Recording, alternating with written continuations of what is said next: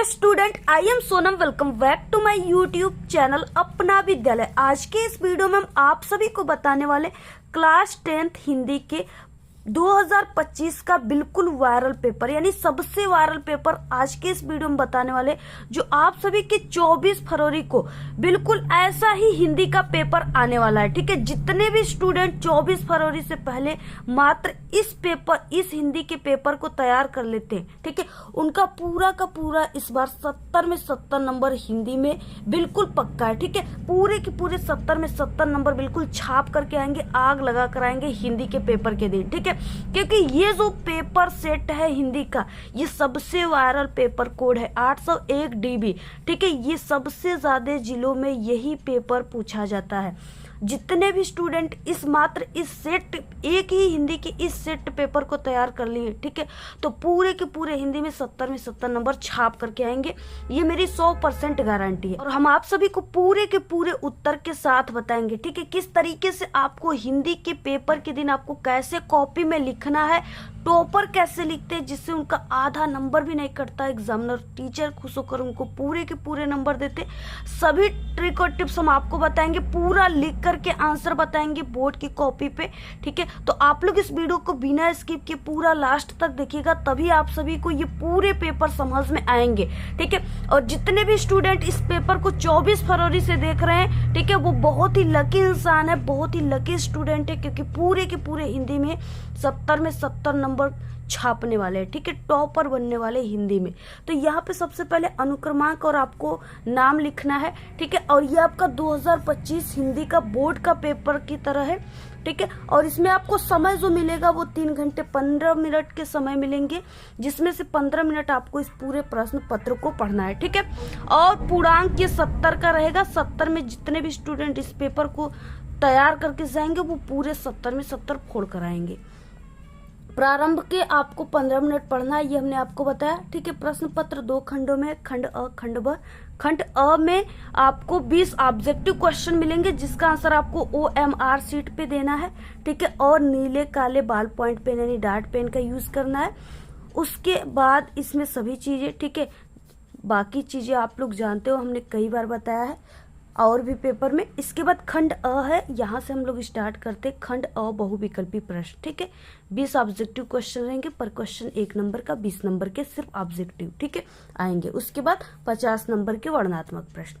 तो पहला क्वेश्चन क्या है, सबसे पहले बहुत ही मोस्ट इंपॉर्टेंट, इस पेपर में जितने भी क्वेश्चन है सभी बहुत ही मोस्ट इंपॉर्टेंट है, इसको आप लोग बहुत ही ध्यान से समझिएगा। ठीक है, रस मीमांसा के लेखक है, पहला क्वेश्चन यही है। तो ऑप्शन इसमें 4 है। पहला है कि महादेवी वर्मा, दूसरा रामचंद्र शुक्ल, तीसरा निराला है जिनका पूरा नाम सूर्यकांत त्रिपाठी निराला, और चौथा है महावीर प्रसाद द्विवेदी। ठीक है, तो इसमें से रस मीमांसा के जो लेखक है वो रामचंद्र शुक्ल है, जिनका पूरा नाम आचार्य रामचंद्र शुक्ल भी कहीं कहीं आपको देखने को मिल जाएगा। ठीक है, तो ऑप्शन नंबर बी राइट है। इसके बाद दूसरा क्वेश्चन क्या है, तितली कृति की विधा। अब देखिए यहाँ पे विधा पूछ रखा है। ठीक है, यानी कि ये जो तितली है ये कहानी है, जीवनी, उपन्यास है, संस्मरण है, नाटक है, ये आत्मकथा है। ठीक है, यह क्या है, यानी यहाँ पे विधा पूछ रखा है।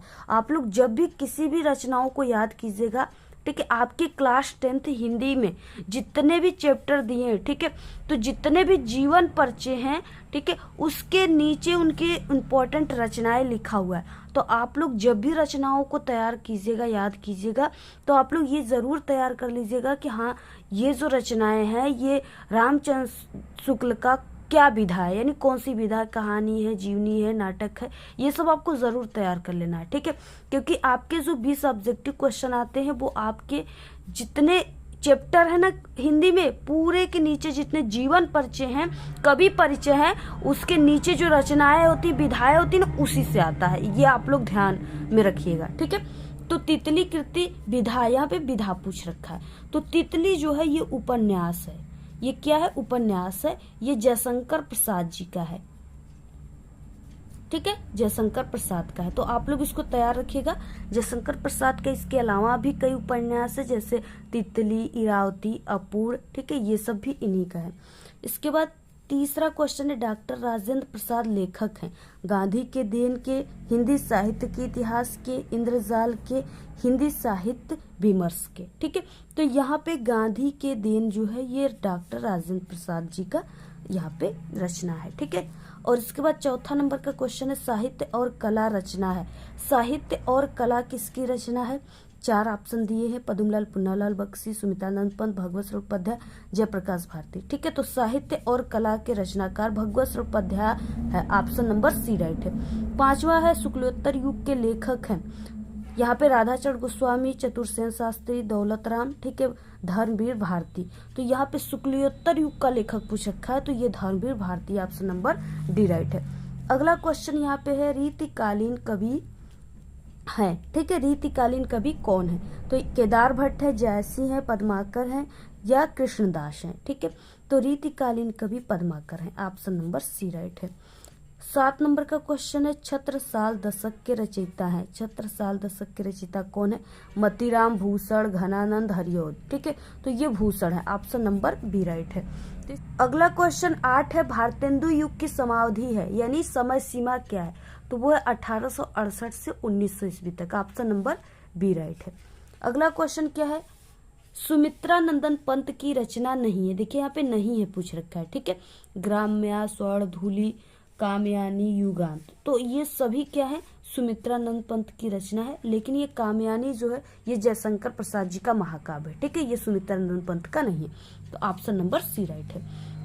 रीति मुक्त काव्य धारा के कवि हैं, रीति मुक्त पूछ रखा है। ठीक है, तो बिहारी लाल, पद्माकर, केशवदास, घनानंद।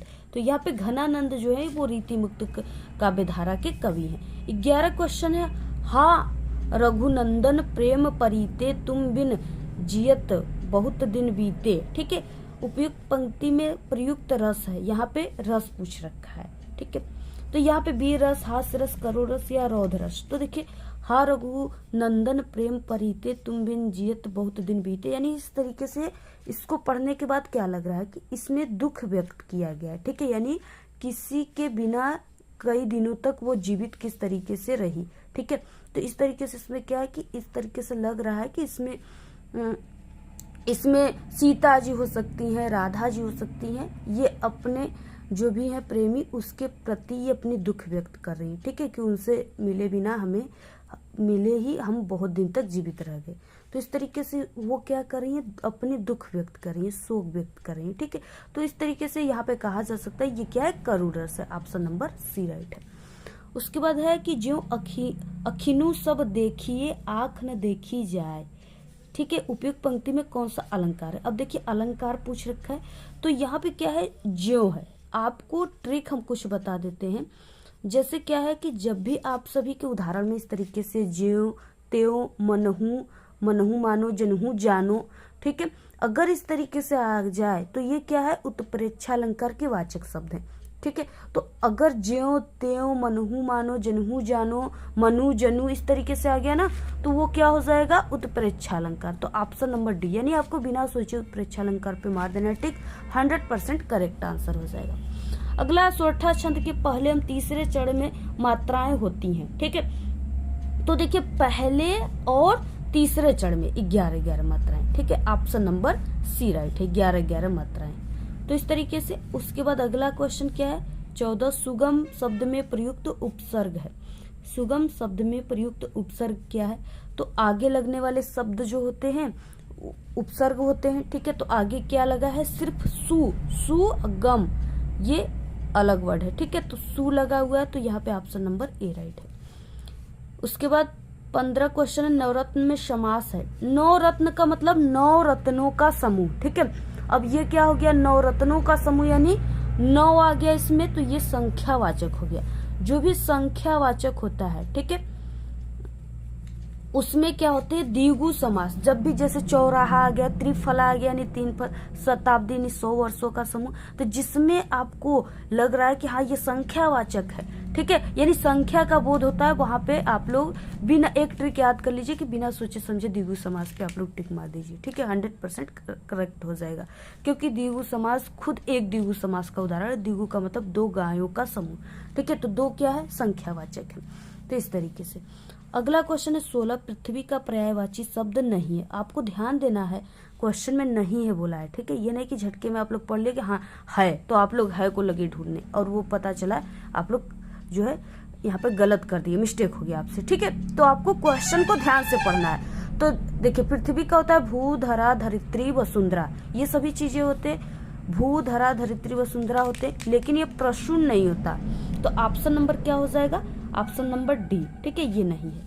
उसके बाद है तो त्वाम, ठीक है, त्वाम शब्द में विभक्ति एवं वचन है, ये वाला जरूर आपके पेपर में आएगा, त्वाम, त्वाम, ये सब वाला, ठीक है, पक्का पेपर में आएगा। अगर आपको नहीं पता है कि कौन सी विभक्ति कौन सी वचन है, तो हमारे चैनल पे एक विभक्ति पहचानने की ट्रिक है, ठीक है, जहाँ पे आप लोग मात्र 1 सेकंड में सभी विभक्ति और शब्द रूप को याद कर सकते हो उस ट्रिक से।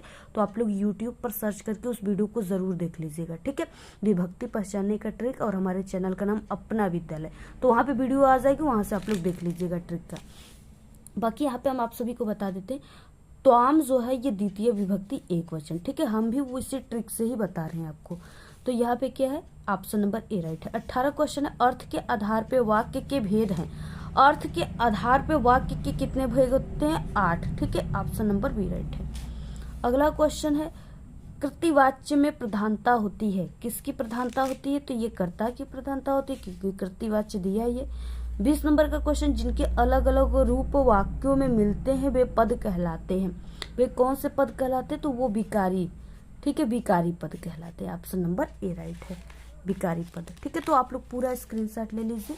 ये 20 नंबर का ऑब्जेक्टिव था। इसके बाद हम लोग सब्जेक्टिव क्वेश्चन को देखेंगे।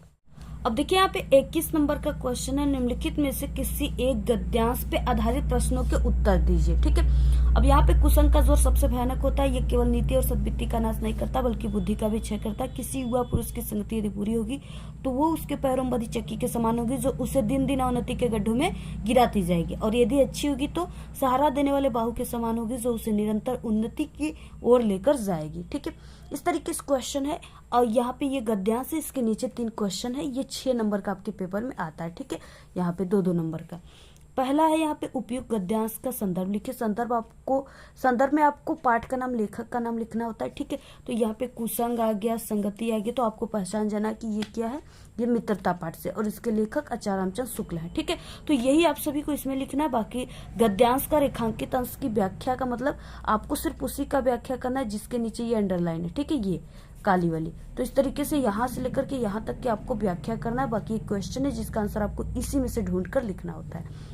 तो यहाँ पे कैसे अब आपको लिखना है, कैसे एक टॉपर लिखते हैं, ठीक है। तो इस तरीके से शुरुआत आपको करना है, पहले खंड व वर्णनात्मक प्रश्न। तो इस तरीके से देखिए, जैसे एक टॉपर स्टूडेंट ने लिखा है और उसको पूरे नंबर यहाँ पे मिला है। प्रश्नोत्तर संख्या 21 आपको लिखना है, ठीक है। गद्य में आपको आगे के 2 वर्ड ऐसे, आगे के कुसंग का स्वर जाएगी, ठीक है, उठाती जाएगी या जाएगी, इस तरीके से। तो अब आपको आगे के 2 वर्ड और डैश डैश करके लास्ट के 2 वर्ड आपको लिखना है इस तरीके से, और ये हिंट्स के लिए, ठीक है। उसके बाद पहला संदर्भ आपको लिखना है, उपयुक्त गद्यांश का संदर्भ। तो संदर्भ आपको कैसे लिखना है, स्टार्ट करना है। प्रस्तुत गद्यांश हमारी पाठ्य पुस्तक हिंदी, ठीक है, हिंदी को आपको ब्लैक पेन से कामा के अंदर लिखना है। गद्य खंड में संकलित मित्रता यानी पाठ का नाम नामक पाठ से लिया गया, इसके लेखक आचार्य रामचंद्र शुक्ल हैं। ऐसे आप सभी को लिखना है, ठीक है। हमारे चैनल पे कॉपी लिखने की बहुत अच्छी ट्रिक की वीडियो, आप लोग उसको अलग से देख लीजिएगा, जिससे आपको और अच्छे तरीके से वहाँ पे समझ में आ जाए। इसके बाद क्या, दूसरा क्वेश्चन की गद्यांश के रेखांकित अंश की व्याख्या, ठीक है। यहाँ से यहाँ तक की सिर्फ आपको व्याख्या करना, बाकी ऊपर वाले लाइन का नहीं करना है। तो सबसे पहले आपको दूसरा नंबर यहाँ पे लिखेंगे कॉपी में, और रेखांकित अंश की व्याख्या हेडिंग, ठीक है। दूसरा नंबर रेखांकित अंश की व्याख्या हेडिंग। उसके बाद आपको वही चीजें लिखा जाता है, ठीक है। सिर्फ आपको थोड़ी सी अपने शब्दों में चेंज करना है, और इसको शुरुआत करने की आपको तरीका पता होना चाहिए, ठीक है। तरीका क्या है कि आपको प्रस्तुत पंक्ति में लेखक, ऐसे इस 4 वर्डों से स्टार्ट करना है। प्रस्तुत पंक्ति में लेखक कहते हैं कि बुरी संगति को भयानक रोग बताएं, यह अच्छे गुणों का विनाश करने के साथ साथ बुद्धि को भी नष्ट कर देती है, किंतु अगर अच्छी संगति मिल जाए तो बुरी संगति में पड़ा व्यक्ति घर से निकलकर प्रगति के पथ पर चलने लगता है, ठीक है। तो आप लोग पूरा स्क्रीनशॉट ले लीजिए। ऐसे ही आप सभी को लिखना है। अर्थ सुदृढ़ बाहु का क्या अर्थ है, यानी यहाँ पे बाहु मिल गया, इसका आंसर इसी जगह, ठीक है। यानी इसका अर्थ है कि सुदृढ़ बाहु जो है वो हमें निरंतर उन्नति की ओर ले जाएगी, ठीक है। यही इसका आंसर हो गया, यहाँ से यहाँ तक। तो आप लोग आंसर में यही लिख दीजिएगा, ठीक है। इसके बाद अथवा में दिया है, इसमें क्या है कि आपको किसी एक को करना है दोनों में से, चाहे आप लोग ये वाला फर्स्ट वाला कीजिए, अदरवाइज आप लोग सेकंड वाला कीजिए, दोनों में से किसी एक को ही आप सभी को करना है। ठीक है, तो यहाँ पे क्या है, हिंदी में प्रगतिशील साहित्य का निर्माण हो रहा है, यहाँ से लेकर के सुहावने होते यहाँ तक दिया हुआ है। तो ये जो है ना, ये क्या लिखूं चैप्टर से, इसके लेखक पद्मलाल पुन्नालाल बख्शी हैं। तो आप लोग इसको तैयार कर लीजिएगा। इसको हमने इंपॉर्टेंट क्वेश्चन में गद्यांश पद्यांश में बताया, आप लोग चैनल पे विजिट करके देख लीजिएगा। ठीक है, और हम आप सभी को बता दें कि टोटल हम आप सभी को 10 सेट पेपर बताएंगे हिंदी का। अगर आप लोग 10 सेट टोटल पूरे पेपर को तैयार कर लिए तो आप लोग हिंदी में बिल्कुल टॉपर बन जाओगे। इससे बाहर एक भी क्वेश्चन नहीं आएगा। भले ही आपकी तैयारी अभी तक कुछ नहीं है हिंदी में, लेकिन अगर 10 सेट हमारे पेपर को सिर्फ सॉल्व कर लिए तो आपका पूरा 70 में 70 पक्का हो जाएगा नंबर। कि 22 नंबर का क्वेश्चन है, यहाँ पे बहुत इंपॉर्टेंट है। निम्नलिखित पद्यांश पर आधारित दिए गए प्रश्नों के उत्तर देना आपको। चरण कमल बंदो राय जा की कृपा पगु गिरे लागे, अंधे को सब कुछ दर्शाई, बहिरो सुने गुंग पुण्य बोले, रंक चले सिर छत दर्शाई, सूरदास स्वामी करुणा में बार बार बंधु तिपाई। ठीक है, इस तरीके से दिया। उपयुक्त पद्यांश का संदर्भ आपको लिखना है सबसे पहले, और उसके बाद 2 क्वेश्चन और दिए। तो आपको शुरुआत कैसे करना है, प्रश्नोत्तर संख्या 22 का जो भी है क ख ग आपको डाल देना है। पद, ये पद्यांश तो आपको पद लिखना है, आगे के 2 वर्ड चरण कमल डैश डैश तिपाई। ठीक है, तो आपको लिख देना है। संदर्भ पहला क्वेश्चन है तो यही आपको लिखना है। संदर्भ इसमें कैसे स्टार्ट करना है, तो प्रस्तुत पद्यांश हमारी पाठ्य पुस्तक हिंदी काव्य खंड या आप लोग पद्य खंड लिख सकते हो। ठीक है, के पद नामक पाठ से लिया गया। इस पाठ के रचयिता या कवि सूरदास जी हैं, ऐसे लिखना है। उसके बाद रेखांकित अंश की व्याख्या, यहाँ से यहाँ तक की व्याख्या करनी है आपको। सिर्फ हेडिंग आपको लिखना है। और इसमें कैसे लिखना है, तो इसमें इस तरीके से लिखना है। इसमें भी आप लोग लिख सकते हो, कभी कहते हैं कि, या आप लोग ऐसे लिख सकते हो, मैं उस ईश्वर के कमलवत चरणों की वंदना करता हूँ जिनकी कृपा से लंगड़ा व्यक्ति पर्वत पर चढ़ जाता है, अंधे को सब कुछ दिखाई देने लगता है, बहरा व्यक्ति सुनने लगता है, गूंगा व्यक्ति बोलने लगता है और निर्धन व्यक्ति सिर पर छत धारण कर चलने लगता है। ठीक है, तो पूरा आप लोग स्क्रीनशॉट ले लीजिए। इसके बाद अगला क्वेश्चन है इसमें कि चरण कमल बंदो राय में कौन सा अलंकार है। ठीक है, तो चरण कमल बंदो राय में जो है रूपक अलंकार है। कौन सा अलंकार है, रूपक। ठीक है, आप लोग इसको तैयार कर लो। तो अथवा दिया, चाह नहीं मैं सुरबाला के गहनों में गुथा जाऊं, चाह नहीं प्रेमी माला में बिंद प्यारी को ललचाऊं से इठलाऊं तक दिया है। इसका आप सभी को हमने कई बार बताया। ठीक है, आप लोग इसको तैयार कर लीजिएगा। बाकी ये पुष्प की अभिलाषा पाठ से, इसके कवि माखनलाल चतुर्वेदी है। इसके नीचे 3 क्वेश्चन दिया, पहला में संदर्भ, दूसरा में रेखांकित अंश की व्याख्या, तीसरा में क्वेश्चन है जिसका आपको इसमें से ढूंढकर आंसर लिखना है। 23 नंबर का क्वेश्चन है, निम्नलिखित संस्कृत गद्यांश का संदर्भ सहित आपको हिंदी अनुवाद करना है। 2 नंबर आपको संदर्भ पे, 3 नंबर अनुवाद पे, टोटल 5 नंबर का है। विश्वस्य श्रेष्ठा ईश्वर, ठीक है, एक एवं इति भारतीय संस्कृति से लेकर के यहाँ तक संदेशा तक दिया हुआ है। बहुत ही इंपॉर्टेंट है, आपको इसको तैयार कर लेना है। कैसे इसका आपको आंसर लिखना है, तो प्रश्नोत्तर संख्या 23 संस्कृत गद्य आप लोग ऐसे लिखिएगा, विश्वस्य डैश डैश संदेशा। ठीक है, और इसके बाद संदर्भ, प्रस्तुत संस्कृत गद्यावरण, या आप सभी लोग संस्कृत गद्यांश भी लिख सकते हो। ठीक है, प्रस्तुत संस्कृत गद्यावरण हमारी पाठ्य पुस्तक हिंदी संस्कृत गद्य खंड में संकलित भारतीय संस्कृति नामक पाठ से लिया गया है। ऐसे आपको लिखना है। और हिंदी अनुवाद आप सभी को करना है इसका। तो विश्व के रचयिता, ठीक है, ईश्वर एक ही है, यह भारतीय संस्कृति का मूल है। विभिन्न मतों के अनुयायी अनेक नामों से एक ही ईश्वर का भजन करते हैं। अग्नि, इंद्र, कृष्ण, ठीक है, करीम, राम, रहीम, जिन, बुद्ध, ईसा, अल्लाह इत्यादि नाम एक ही है, ईश्वर के ही हैं। उसी ईश्वर को लोग गुरु रूप में भी मानते हैं। ठीक है, इस तरीके से आपको पूरा स्क्रीनशॉट ले लेना, बहुत ही इंपॉर्टेंट है, पक्का आपके पेपर में आने वाला है। उसके बाद अथवा यहाँ पे दिया है चंद्रशेखर। ठीक है, ये जो है देशभक्त चंद्रशेखर पाठ से लिया गया, इसको आप लोग तैयार कर लीजिएगा, ये भी इंपॉर्टेंट है। 24 क्वेश्चन है, यहाँ पे दिए गए संस्कृत पद्यांश का आपको संदर्भ सहित हिंदी अनुवाद करना है। 2 नंबर आप सभी को संदर्भ पे और 3 नंबर आपको हिंदी अनुवाद पे मिलेंगे। ठीक है, यहाँ पे 2 दिए हैं। पहला जो है ये अनुयुक्ति विलासा चैप्टर से है, और अथवा वाला जो दिया है ये जीवन सूत्राणी से। ठीक है, इसको हमने कई बार बताया, आप लोग और भी जो हम हिंदी के पेपर इससे पहले बता चुके हैं उसमें आप लोग जाकर देख लीजिएगा, आंसर मिल जाएगा। बाकी इंपॉर्टेंट हिंदी के क्वेश्चन में भी आपको इसका मिल जाएगा आंसर, प्लेलिस्ट में आप लोग जाकर देख लीजिएगा। इसके बाद 25 नंबर का क्वेश्चन है, अपने पठित खंड काव्य के आधार पर निम्नलिखित प्रश्नों में से किसी एक का आप सभी को उत्तर लिखना है। 3 नंबर का ये जो है ये जिला वाइज क्वेश्चन होता है। ठीक है, आपके जिला में जो भी पढ़ना है, सिर्फ आपको वही वाला क्वेश्चन का आंसर याद करके जाना है। ठीक है, ये खंडकाव्य इसमें आता है। तो जैसे मातृभूमि हो गया, अग्र पूजा, जय सुभाष, मेवाड़ मुकुट, ठीक है, मुक्तिदूत और कर्ण, तुमुल, यहाँ पे लक्ष्मण। ठीक है, तो ये जो है आप सभी के जो हिंदी के टीचर है उनसे आप लोग पूछ लीजिएगा कि हमारे जिले में कौन सा खंडकाव्य आता है। ठीक है, उसी आधार पे आप लोग तैयार कर लीजिएगा।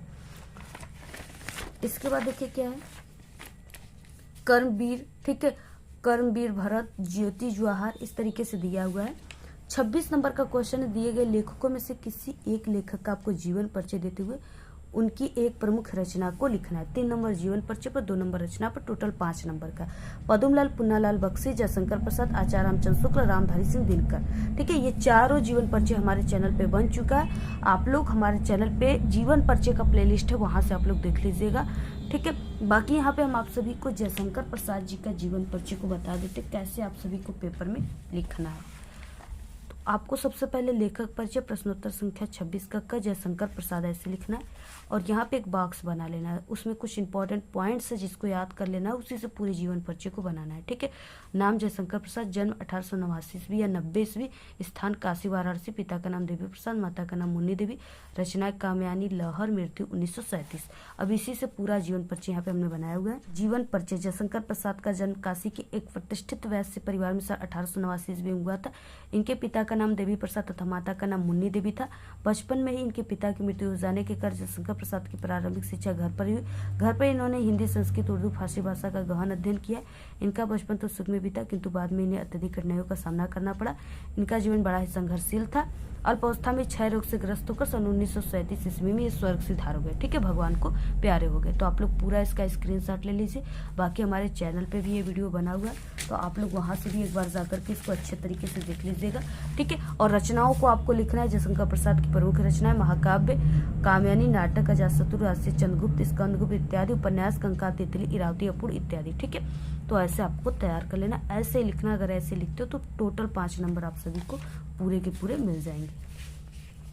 अगला क्वेश्चन है यहाँ पे, ख निम्नलिखित कवियों में से किसी एक कवि का आपको जीवन परिचय और उनकी रचना को लिखना है। ठीक है, 3 नंबर जीवन परिचय, 2 नंबर रचना पे, 5 नंबर। तुलसीदास, मैथिली शरण गुप्त, सुमित्रानंद पंत, अशोक वाजपेयी। ठीक है, तो सभी का हमने पहले से ही बता चुका है, जैसा कि हमने आपको बताया। आप लोग YouTube पर भी सर्च कर लीजिएगा मैथिली शरण गुप्त का जीवन परिचय, और हमारे चैनल का नाम अपना विद्यालय, तो वहाँ पे आ जाएगा वीडियो। ठीक है, देख लीजिएगा आप लोग। बाकी यहाँ पे हम आप सभी को तुलसीदास का बता देते हैं कैसे आप सभी को पेपर में लिखना है। ठीक है, प्रश्नोत्तर संख्या 26 का ख, गोस्वामी तुलसीदास, जीवन परिचय। भक्ति काल के सर्वश्रेष्ठ कवि तुलसीदास जी का जन्म सन 1532 ईस्वी को बादा जिले के राजापुर नामक गांव में हुआ था। ठीक है, इनके पिता का नाम आत्माराम दुबे तथा माता का नाम हुलसी था। इनका बचपन का नाम रामबोला था, क्योंकि ये जन्म लेते ही राम का नाम बोल दिए थे। ठीक है, इसलिए इनका नाम तुलाराम या रामबोला था। ये सर्वपर ब्राह्मण थे। इनके माता पिता इन्हें बचपन में ही त्याग दिए थे। तब स्वामी नरहरिदास ने इनका पालन पोषण किया। इनका विवाह रत्नावली से हुआ था। ये अपनी पत्नी के प्रेम में बहुत अनुरक्त रहते थे, लेकिन पत्नी के डांट के कारण इनके मन में वैराग्य उत्पन्न हो गया और ये काशी चले गए। ठीक है, इनका जीवन काशी, अयोध्या और चित्रकूट में अधिक बीता है। इनकी मृत्यु सन 1623 ईस्वी को काशी के 80 घाट पर हो गई। पूरा स्क्रीनशॉट आप लोग ले लीजिए। ठीक है, बाकी हमने इसको अलग से भी बताया है, तो आप लोग पूरा इसको स्क्रीनशॉट ले लीजिए। और इसकी रचनाओं को आपको लिखना है। तो इनकी कुछ प्रमुख रचनाएं इस तरीके से है। महत्वपूर्ण रचनाएं रामचरितमानस, विनय पत्रिका, गीतावली इत्यादि। ठीक है, इस तरीके से आपको रचनाओं को लिखना है। अगर आप लोग ऐसे लिखते हो तो यहाँ पे आपको 2 नंबर और जीवन परिचय पर आपको 3 नंबर, टोटल आपको 5 नंबर मिलेगा। आधा नंबर भी आप सभी का कहीं नहीं कटेगा। ठीक है, तो इस तरीके से आपको लिखना है। बाकी यहाँ पे क्या है, 27 नंबर का क्वेश्चन, अपने पाठ्य पुस्तक से कंठस्थ किया हो कोई एक श्लोक आपको लिखना है जो इस प्रश्न पत्र में ना आया हो। ठीक है, 2 नंबर का है।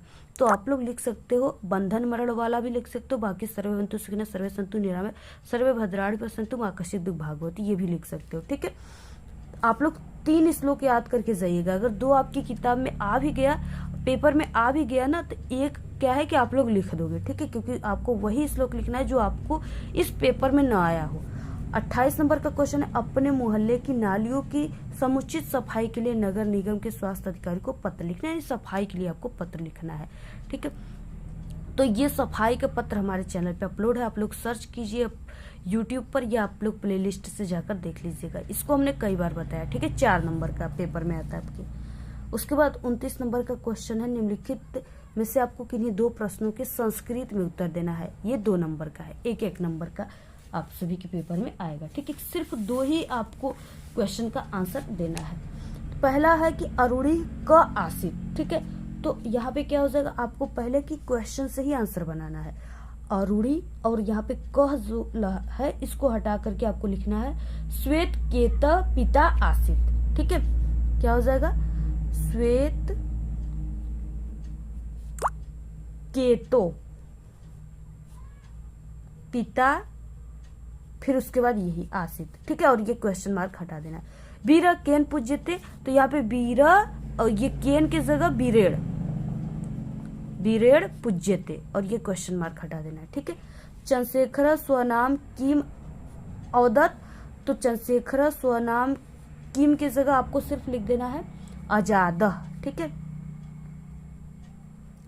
आजाद अवदत, ये क्वेश्चन मार्क हटा देना है। मैत्री केन वर्धते, तो यहाँ पे सुवचनेन, सिर्फ आपको केन की जगह सुवचनेन लिख देना है। तो आपको सिर्फ 2 ही क्वेश्चन का आंसर देना है, ठीक है। तो 2 ही क्वेश्चन का आंसर आप लोग दीजिएगा।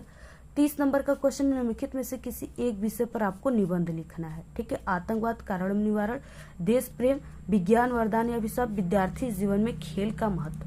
हमारे चैनल पे आतंकवाद भी है, देश प्रेम भी है, विज्ञान वरदान अभिशाप पे भी निबंध है, विद्यार्थी जीवन में खेल का महत्व भी है, ठीक है। तो आप लोग YouTube पर सर्च कर लीजिएगा विज्ञान वरदान अभिशाप अपना विद्यालय, तो वहाँ पे हमारी वीडियो आ जाएगी, वहाँ से आप लोग अच्छे से देख लीजिएगा, क्योंकि वहाँ पे हमने बहुत अच्छे से समझाया और काफ़ी ट्रिक और टिप्स भी बताए। यहाँ पे हम शॉर्ट में आपको अच्छे से नहीं समझा पाएंगे, ठीक है। अगर बताएंगे भी तो आपको अच्छे से समझ में नहीं आएगा, तो इसलिए आप लोग उस वीडियो को देख लीजिएगा। आतंकवाद पे भी हमने बताया, ये भी आप लोग जाकर देख लीजिएगा, ठीक है। बाकी आप लोग इस पेपर को तैयार कर लीजिए पूरा, और 10 सेट हिंदी के पेपर को आप लोग पूरा तैयार कर लीजिएगा डेली, ठीक है। और क्लास 10th के ऑल सब्जेक्ट के 10 सेट पेपर हमारे चैनल पे आएंगे। पेपर एग्जाम अगर आपका 1 भी महीना बचा है ना, तो आप लोग अगर 10 सेट पेपर को तैयार कर लेते तो आप लोग पूरा हिंदी में टॉप कर जाओगे, क्लास 10th में आप लोग टॉप कर जाओगे, ठीक है। तो आप सभी लोग ऑल सब्जेक्ट के 10 सेट पेपर को टारगेट बना लीजिए कि आपको चाहे जैसे 10 सेट पेपर को हमारे तैयार करना है, ठीक है। डेली आप लोग चैनल पे विजिट करके डेली वीडियो को अपलोड होता है, डेली आप लोग देखिए, और आप लोग इस वीडियो को अपने सभी दोस्तों में शेयर कीजिए, ठीक है, जिससे हम आपको 10 सेट पेपर प्रोवाइड करा पाए। अगर आप लोग शेयर करेंगे, सभी लोग देखेंगे तभी तो, ठीक है। और आप लोग अच्छी अच्छी प्यारी प्यारी कमेंट कीजिए। बाकी अगर आपको इस पेपर की पीडीएफ चाहिए तो आप लोग हमारे टेलीग्राम चैनल को ज्वाइन कर लीजिए, लिंक आपको इस वीडियो के डिस्क्रिप्शन बॉक्स में मिल जाएंगे। और आप लोग हमारे इंस्टाग्राम को भी फॉलो कर लीजिएगा, लिंक आपको इसी वीडियो के डिस्क्रिप्शन बॉक्स में मिल जाएगा, ठीक है। और शेयर कीजिए। आज के इस वीडियो में सिर्फ इतना ही। आपको ये वीडियो कैसा लगा? अगर वीडियो पसंद आए तो एक बड़ा सा लाइक कर दे, चैनल पे नए तो सब्सक्राइब करके बेल आइकन को जरूर प्रेस कर दे। Thanks, all the very best, bye bye.